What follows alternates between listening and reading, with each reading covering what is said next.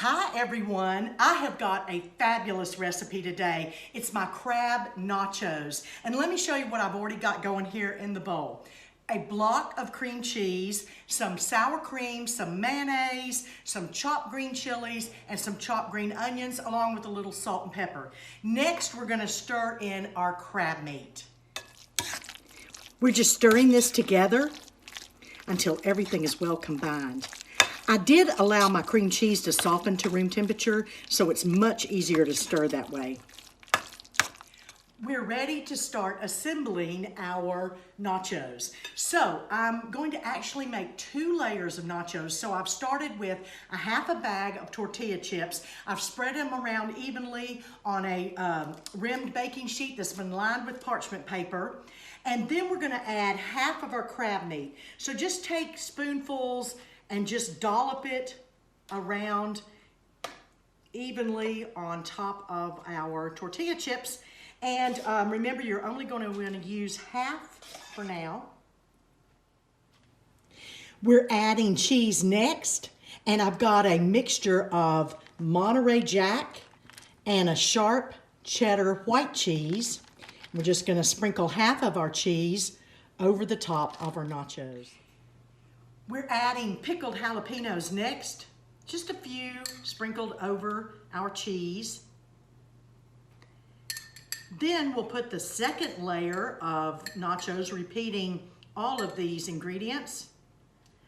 And we'll bake this in a 375-degree oven for about 20 to 30 minutes until your cheese is all melty and delicious. While our nachos are in the oven baking, we're gonna make a delicious chunky salsa topping.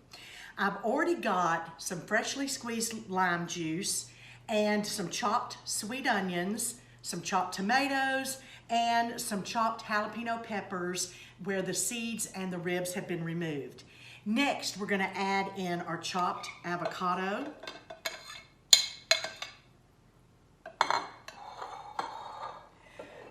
some olive oil, and then we're going to top it off with fresh chopped cilantro. I know everyone may not like cilantro, so you can omit that, or you could use a fresh chopped parsley if you wanted to, just to have that beautiful fresh green flavor. Stir all of this up, give it a taste, see if you need to add a little salt and pepper. And just set this aside, and we will use this as a wonderful topping on those nachos. Look at these beautiful nachos. They've just come out of the oven. They're hot and bubbly, and I'm about to add that fresh, delicious salsa for the topping. You are gonna want this recipe.